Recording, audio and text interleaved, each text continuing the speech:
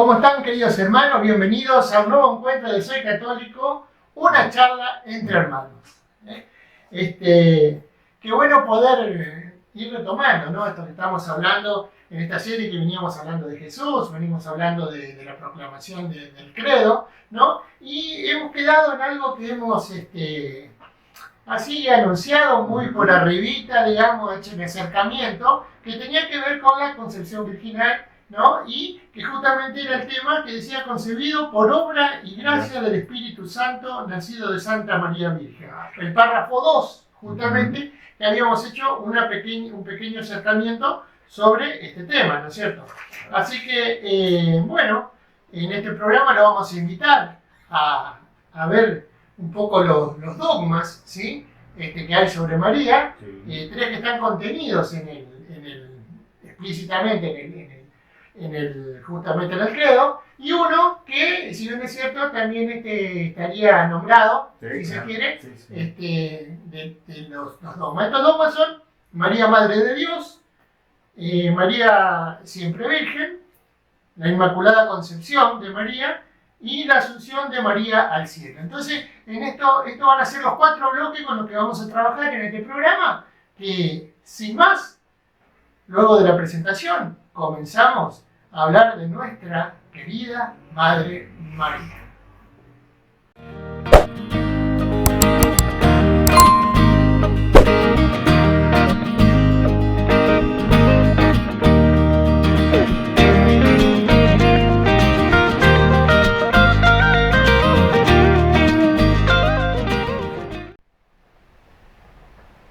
Bueno, y habiendo hecho la presentación y con este avance que hicimos, vamos con el primero de los dogmas, María, Madre de Dios.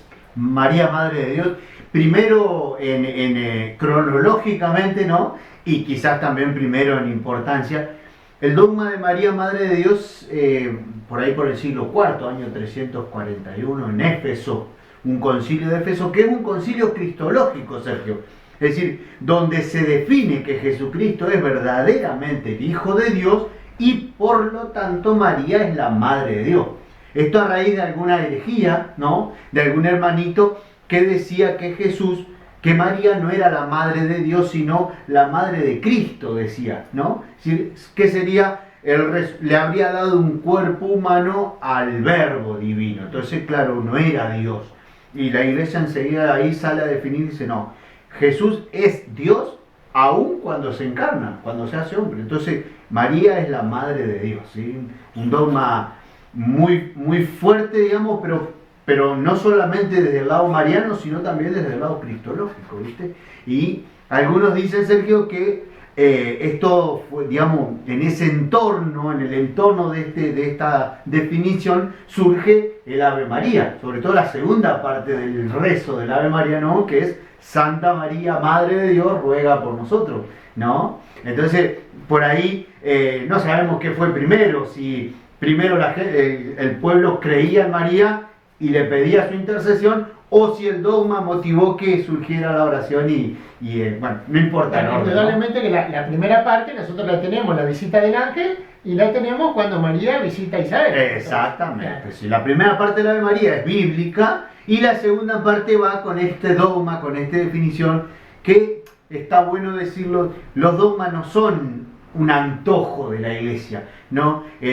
A veces definen cosas que estaban en la Biblia, no de manera tan explícita, y a veces lo decían en palabras más sencillas o en palabras traducidas para que fuera más sencillo entender. Y desandamos un camino, porque, a ver, decías algo muy interesante, que no sabés si primero fue el pueblo que empezó, seguramente tiene que haber sido así, claro. y la jerarquía de la iglesia, el magisterio de la iglesia, vio la necesidad de encauzar esto y vio la necesidad de definirlo y de darle esta fuerza de dogma, ¿no? Claro, a ver, hay un dicho en la teología que es lex orandi, lex credendi, es decir, lo que se reza se cree. Entonces, por ahí probablemente la gente creía sin duda en la maternidad divina de María y en la intercesión de María, ¿no? No tenemos que dejar de escapar este aspecto, es decir, Santa María, Madre de Dios, ruega por nosotros, pecadores. ¿Sí? Tengo una pregunta. ¿Qué situación de la iglesia más o menos en este año en que se da este dogma? ¿De qué vida de la iglesia estamos viendo? ¿Cómo estaba la historia de la iglesia? Y la iglesia en plena formación de toda la teología, ¿sí? A ver, decimos siglo IV, pero año 300, imagínate, en el año 150 está San Ignacio de Antioquía, mártir, obispo, mártir. Digamos, en el año 100, en torno al 150 también aparecen los primeros filósofos cristianos, San Justino y todo esto, que buscan desde la filosofía defender la veracidad de la fe, ¿viste? Entonces, imagínate, ahí en esos años la iglesia va definiendo, a veces con la ayuda de la filosofía, a veces forzando la misma filosofía, ¿no? Va definiendo estos dogmas, va definiendo estas verdades, pero que no eran una cosa de escuela de teología. Como siempre decimos, era buscar la manera de anunciarlo. Y entonces la gente sabía de teología porque esto se conversaba en las homilías. Era lo que, no había libros, no había diarios, no había nada. Era todo memoria. La gente escuchaba las homilías y discutía con los sacerdotes. Digo, la teología estaba muy metida en los estamentos más bajos del pueblo, que fueron los primeros que creyeron en Jesús, en todas las primeras comunidades. Pablo lo dice, ¿te acordás? No hay entre ustedes muchos grandes y sabios humanamente hablando, ¿no? Dios eligió lo necio. Entonces eran temas que realmente estaban metidos en la vida de la gente. Y por ahí la iglesia iba como poniendo ciertas balizas en el camino, asegurándoles el caminar a la gente, ¿no? No por esto, como por ahí pueden presumir algunas otras formas, algunas otras corrientes, ¿no? De que la iglesia coartaba libertades, sino que, como vos decís, justamente pone balizas desde el patrocinio, vamos a decirlo así, del patrocinio del Espíritu Santo, ¿no? Que inhabita la iglesia, ¿no? Sí, sin duda. Aparte sería me parece muy tonto pensar que el dogma te cierra las puertas. Al contrario, el dogma es una definición que te invita a pensar, que te invita te vas señalando el camino. Por eso me gusta la imagen de la baliza, ¿no? Es como cuando vos vas por la calle, para la ruta y te vas encontrando con las señales. Te dice, mirá que hay una curva, mirá que hay un puente, mirá que te faltan tantos kilómetros. Esas señales no son el camino lo estás haciendo vos, pero esas señales te van indicando y te van ayudando y te van invitando a estar atento a alguna situación que podría ser peligrosa, ¿no? Y hacerlo más moderno muchas veces nos dice recalculando, ¿no? Claro, exactamente, ¿no? De ninguna manera te hace el camino. El camino lo vas haciendo vos, pero te va ayudando así poniéndote ciertas señales, ¿no? Muy bien.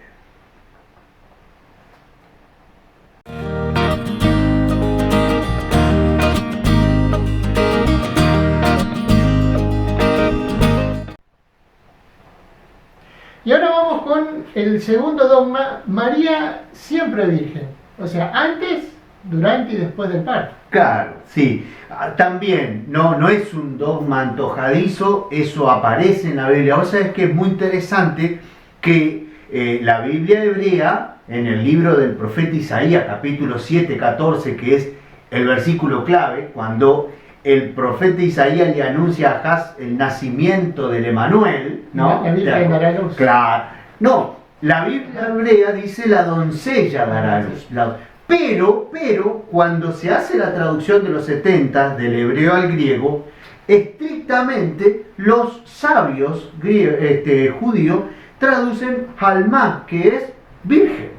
Entonces, no se sabe por qué, no se sabe por qué. Nosotros decimos que fue el Espíritu Santo, sin duda. La versión de los 70 traduce por virgen, la virgen, la muchacha, la alma, la doncella, se convierte en una virgen. Y entonces fíjense que desde ahí tiene el fundamento bíblico, la afirmación de que María es virgen en el momento de ser invitada por Dios a participar del plan de la salvación, dándole vida a Jesús. Pero después esa afirmación se va extendiendo y la iglesia dice María siempre virgen, ¿no? Es decir, que María, después de dar a luz a Jesús, incluso, ¿no? No habría tenido vida matrimonial con José, sino que permaneció virgen. Y hay que agregar un dato más, Sergio, que también en el parto María permanece virgen. Que esto, digamos, aquí sí claramente va contra la naturaleza o contra la normalidad, ¿no? Pero ¿por qué? Porque lo que la iglesia, lo que la palabra afirma y la iglesia afirma, siguiendo a la palabra de Dios, es que el nacimiento de Jesús es un acto absolutamente libre y, permítanme la expresión, arbitrario de Dios.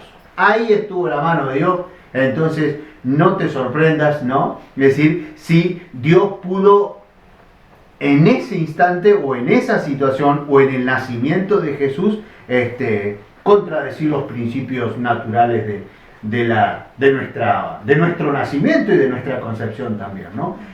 La iglesia quiere dejar claro que ahí hubo un acto absolutamente libre y gratuito de parte de Dios, por el cual esa mujer, aún dando a luz, aún pariendo al hijo, permanece virgen, ¿no? Hay una imagen, perdóname, hay una imagen que creo que es de San Agustín, que dice que Jesús pasó por el cuerpo de María como un rayo de sol atraviesa un cristal sin romperlo.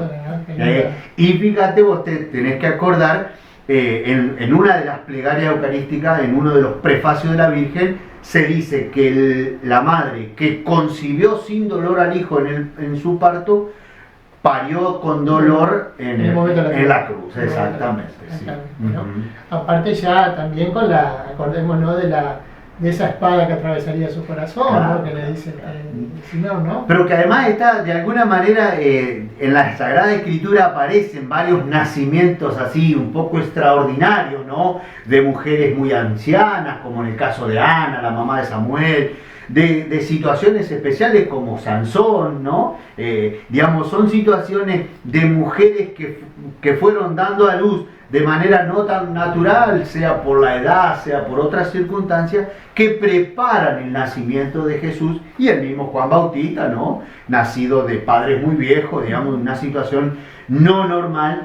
Yo creo que la Biblia lo que quiere dejarnos en claro es que ahí hay una intervención fuerte de Dios, y obviamente para que nazca su hijo, porque Dios no lo podía hacer, ¿no? Digo, quienes se enojan con el dogma de la virginidad, de alguna manera ponen en duda el poder de Dios. Dios puede hacerlo.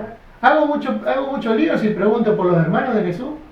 No haces lío, no. No, es una expresión muy sencilla, ya lo hemos dicho muchas veces, ¿no? El idioma en el que fueron escritos los evangelios, el hebreo, pero también el arameo. Mateo escribe en arameo, gente. El arameo no tiene la riqueza de palabra que nosotros tenemos para hablar de la familia. Familia es sinónimo de hermano.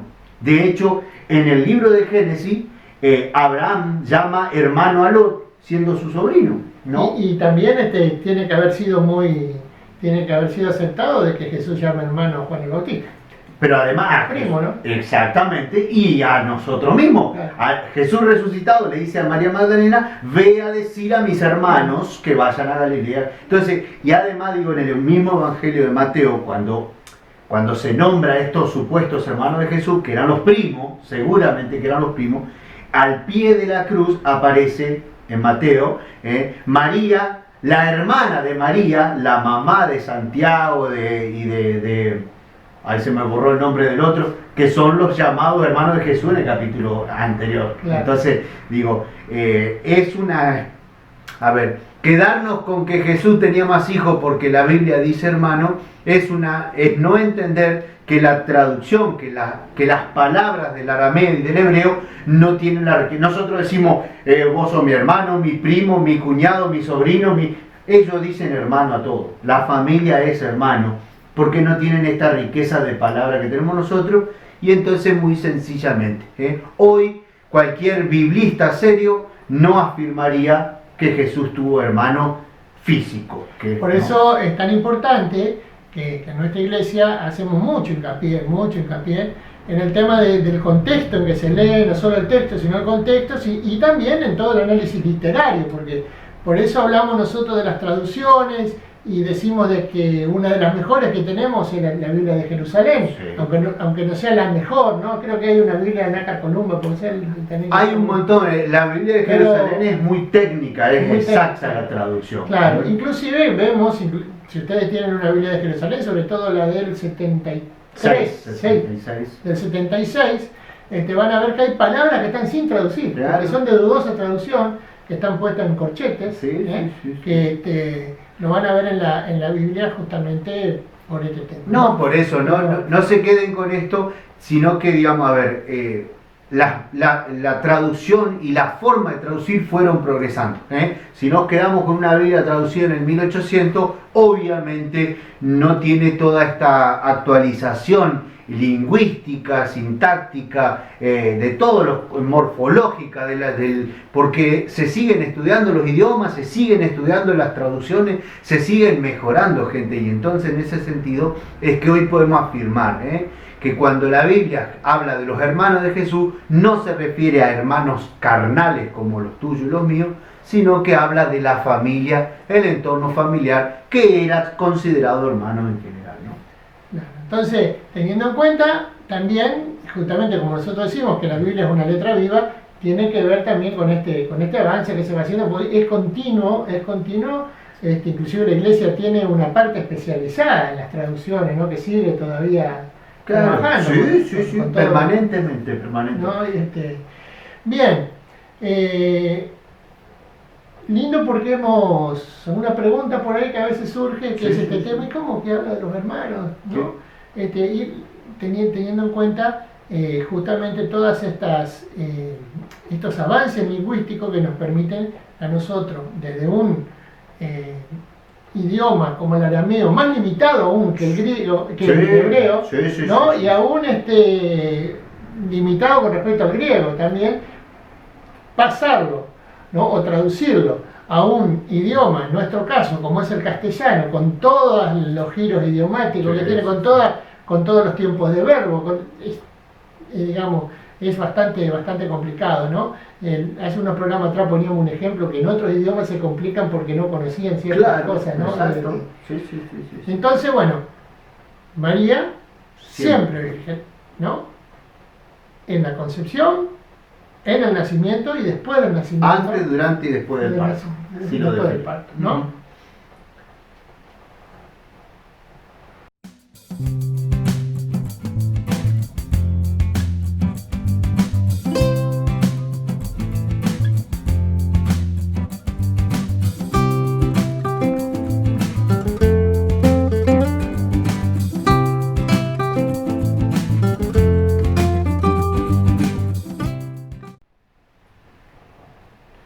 Y el dogma que nos atañe en este momento es la Inmaculada Concepción de María, ¿no? Sí, este es un dogma relativamente reciente, ¿no? 1854.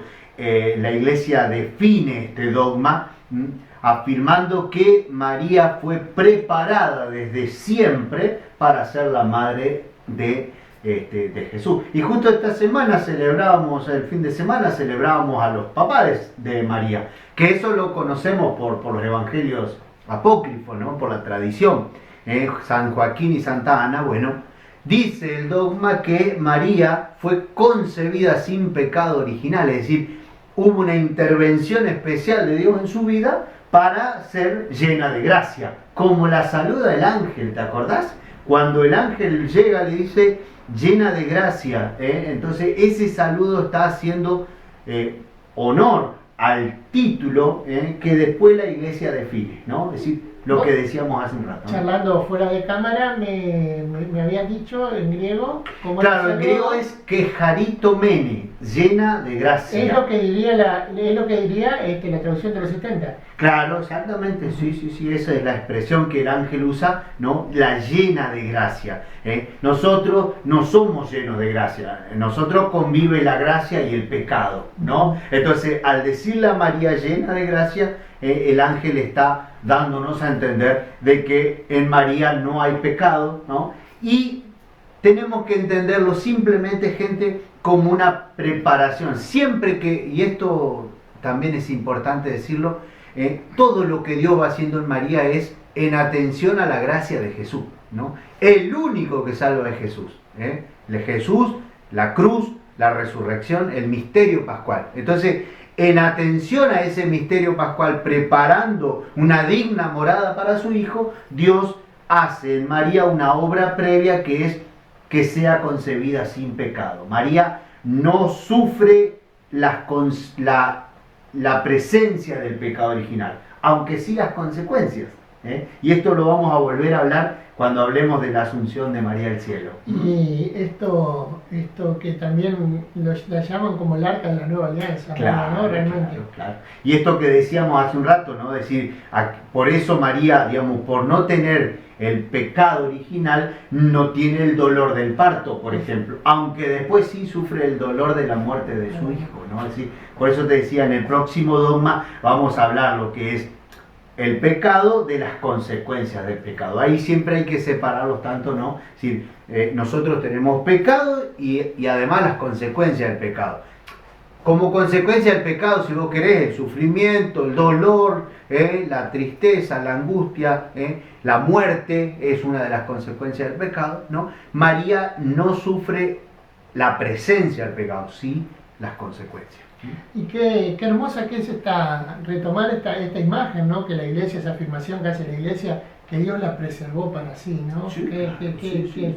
Es lo que Imagen, ¿no? es lo que decíamos antes con la siempre virgen, ¿no? A ver, Dios puede hacerlo y sí, Dios es todopoderoso, lo hablamos ya alguna vez. Entonces, apoyados en esa certeza, es que Dios pudo haber, entre comillas, en María y en Jesús, haber actuado sin respetar algunas leyes de la naturaleza a la que estamos todos afectados por ser de esta humanidad. ¿No te imaginás una charla de María, José y Jesús en algún momento? Y sí, sí, ¿no? Y José contemplando y casi como con un temor reverencial frente a esa santidad de María y frente al niño, aun cuando yo también me imagino, y Juan Pablo II lo decía, ¿no? No nos imaginemos a María santurrona. María fue creciendo en el camino de la fe, ese libro tan hermoso de la Rañaga, El silencio de María. María va aprendiendo, dice el Evangelio que guardaba las cosas en el corazón, pero porque no las entendía, porque las tenía que volver a pensar. Y como nosotros decimos, ¿no? También María le paró la chata al ángel, ¿no? Si se quiere, porque le dijo, pará, ¿cómo va a hacer esto si... Claro. ¿Cómo va a hacer esto si yo no convivo con ningún hombre, ¿no? ¿Cómo puede ser? Pidió explicación. Sí, por supuesto, porque como mujer también necesitaba cierta certeza para decir... bueno, también digo, para no creérsela, decir, de golpe te aparece un ángel de Dios o te aparece el Señor y te dice, che, te necesito. Digo, sí, epa, ¿y esto cómo es? Claro, no, realmente es algo, y por ahí en algunos escritos sobre la Virgen hay presunción de un carácter de María. Y no habrá sido fija ser la madre del hijo también, ¿no es cierto? Claro. No, sí, imagínate que sí. Bueno, hermoso esta idea, hacernos una idea de la familia de Nazaret, Sí. Juntos, comiendo, trabajando, Viviendo, sí, ¿no? Rezando. María le habrá enseñado a rezar a Jesús. La mujer no hablaba en la sinagoga, pero en casa era la que llevaba la voz cantante, como casi siempre, ¿no? Entonces María le enseñaba a rezar a Jesús y seguramente que ahí aprendió Jesús a orar también y esa manera también. ¿Será que no lo han retado a Jesús cuando se quedó en el templo? Yo calculo que eso y otras cosas más, ¿no es cierto?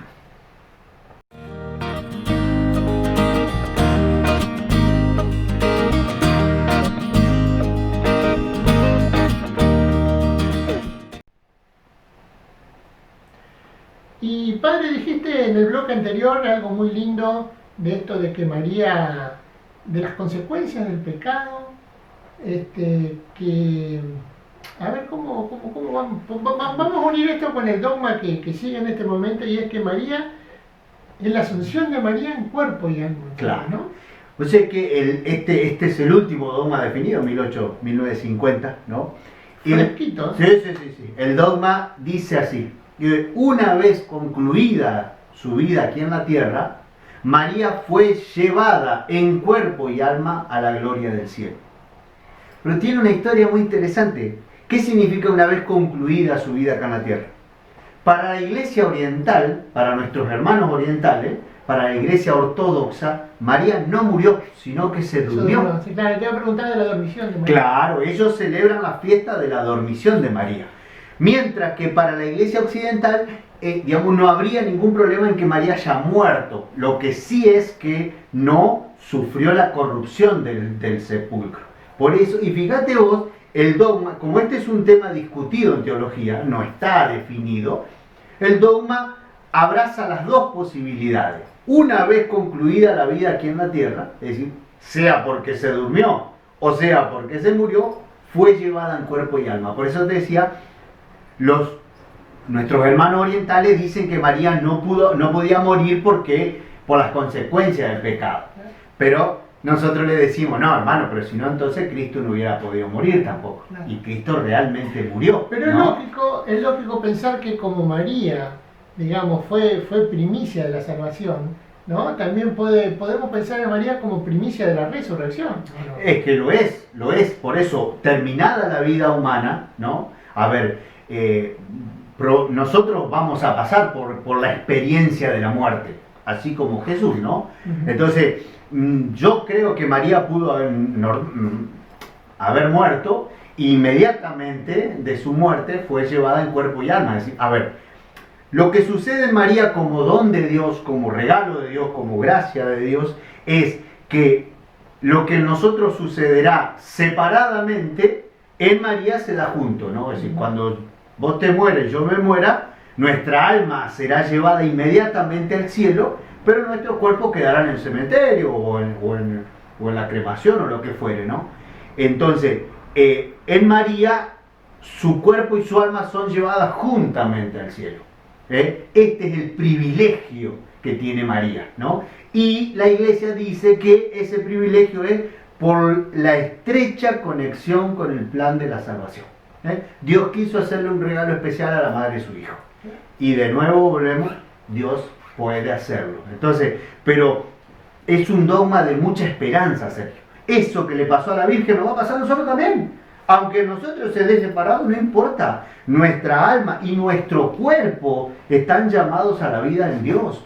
Entonces, eso es lo maravilloso, ¿no? Ahora, podemos hablar, por ahí se habla de la predestinación de María, ¿no? Pero podríamos hablar de que María trabajó para no separarse del plan de Dios. Sí, claro, pero por supuesto. A ver, la predestinación nosotros en principio la rechazamos. Nadie está predestinado porque la predestinación le pondría un límite a tu libertad. Exacto. Si Dios ya sabe que vos te vas a salvar, si Dios ya sabe que yo me voy a condenar, no estaría dándole lugar a la libertad. Es decir, ¿no? Entonces, fíjate vos que de alguna manera la predestinación los judíos la tenían en el Antiguo Testamento.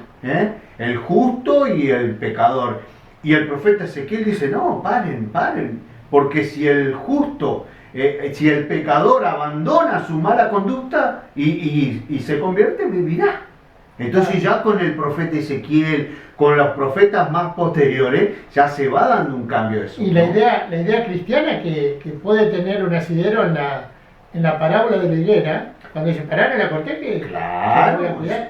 Ahí está justamente este tema de que hay todo, de que el proceso se puede dar, ¿no? Totalmente, sí. A ver, ¿te acordás la parábola del rico Epulón y el pobre Lázaro? ¿No? Es decir, cuando tuvieron tiempo, el rico no se decidió. Por eso Abraham dice, no, ahora ya no es posible porque entre ustedes y nosotros hay un abismo.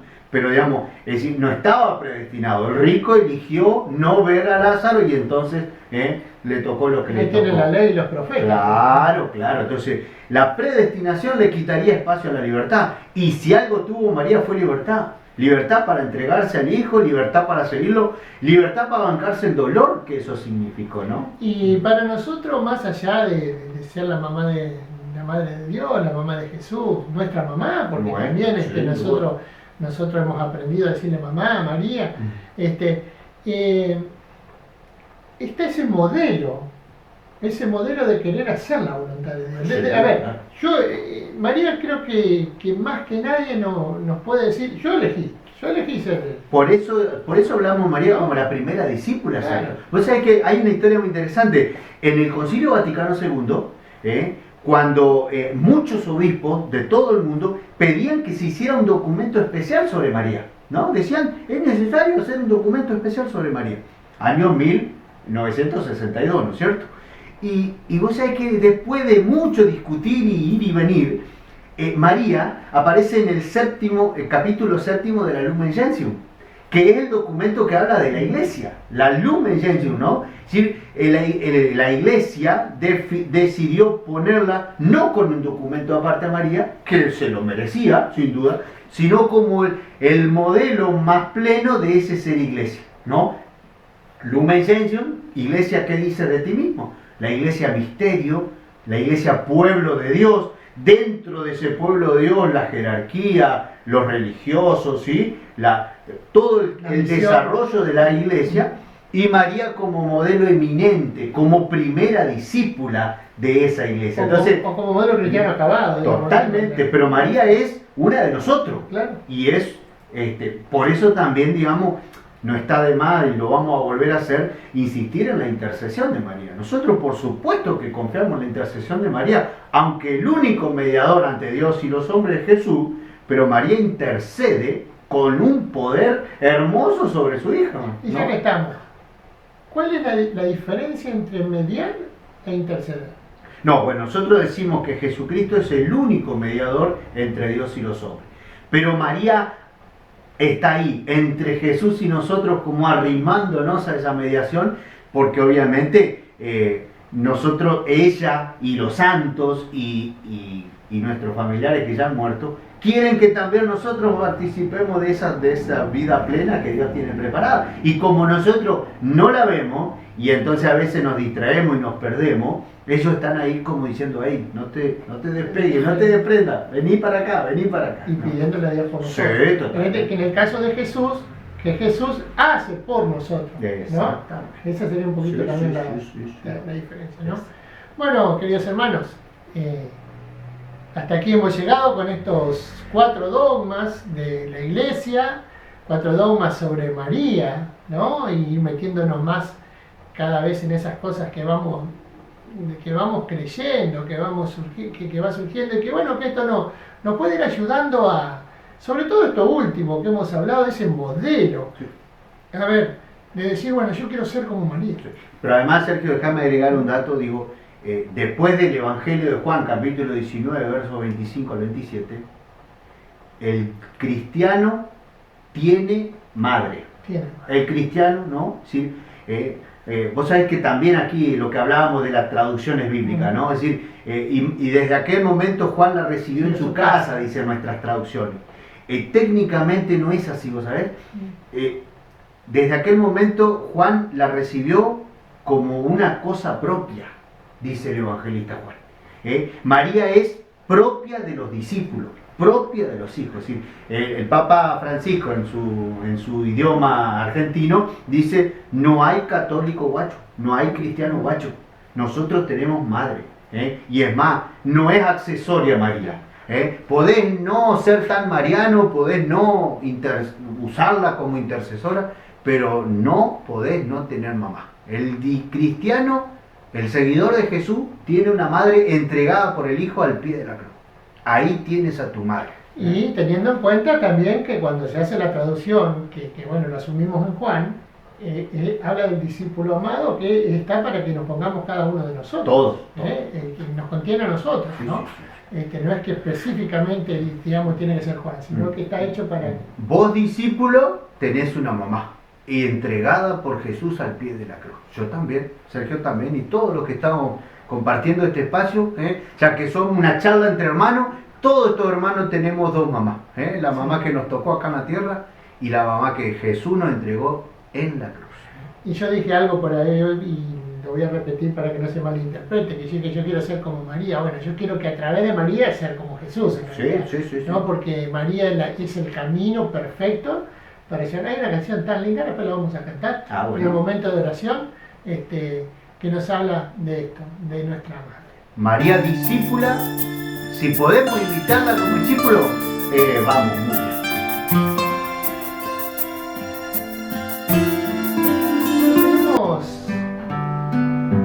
Y bueno, queremos poner una canción que realmente no sé de quién es, y si algún hermano sabe de quién es, nos lo comparte, porque bueno, por ahí cantamos canciones que no no saben, que no sabíamos, por ejemplo, que tienen autores, así que les pedimos disculpas a las que hemos usado, como nuestro hermano Martín Valverde y como otros hermanos, ¿no? Pero esta canción me gusta lo que dice Junto a ti María, Madre se llama, ¿no? Así que si por ahí algún hermano sabe de quién es, sería bueno que nos diga para poder hacer un reconocimiento a ese hermano. Yo simplemente la voy a cantar y la disculpa si no la canto muy linda, ¿no? Pero dice: junto a ti María, como un niño quiero estar, tómame en tus brazos y alegra mi caminar. Quiero que me nutras, que me enseñes a rezar, hazme transparente, lléname de paz.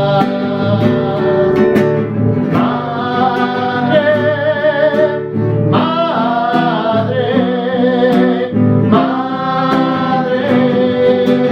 madre, madre,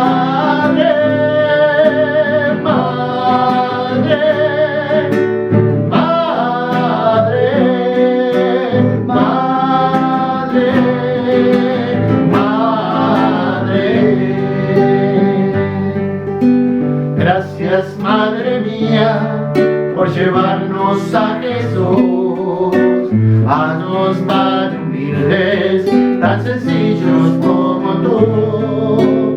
Gracias, Madre mía, por abrir tu corazón, porque nos congregas y nos das tu amor. Madre, madre, madre, madre, madre, madre, madre, madre. Qué linda una imagen que me vino a la cabeza mientras estaba cantando, una imagen de un padre de la iglesia que dice que María, en aquel momento de Pentecostés, que estaban en oración íntimamente unidos con los discípulos, y la pensaba María como esa piolita o esa cadenita que mantiene unidas las cuentas del rosario. Así mantuvo unida a esa iglesia primitiva, temerosa, como madre realmente, ¿no? Y me venía a la cabeza esto: ojalá y María pueda hacer que cada uno de nosotros, sus hijos, podamos llevar adelante esa tarea de mantenernos unidos como iglesia, ¿no? Y no privarnos de este regalo tan hermoso de Dios, ¿no? De tener una mamá. Puede ser, como decíamos recién, quizás no seamos tan digamos, marianos en nuestra espiritualidad personal. Digo, algunos prefieren hablar directamente con Jesús, con el Espíritu, ¿no? Pero no privarnos de este regalo de Dios de tener una mamá. Y por favor, no negar, no hay que ser tan necios de negar el lugar especial que María ocupa en el plan de la salvación y por lo tanto en la vida de la iglesia, que quiere ser fiel a ese plan de la salvación de Dios. Y recordar esas palabras de la boda de Caná: hagan lo que Él les dice. María nunca te va a dejar en ella, siempre te va a mandar a Jesús. Por eso es media intercesora, por eso es tan poderosa a la hora de arrimarte a Jesús. Hagan lo que Él les diga, hacé lo que Jesús te dice. Y Jesús te dice: ahí tienes a tu madre. Dios te bendiga, hermano, bendiga tu vida, bendiga tu familia, en el nombre del Padre, del Hijo y del Espíritu Santo. Amén. Y esto, hermano, ha sido todo por hoy. Que nuestra Madre te acompañe, que nuestra Madre te acerque de la mano cada vez más a Jesús. Y acordate, cuando eras chico y tropezabas, siempre estaba la mano de mamá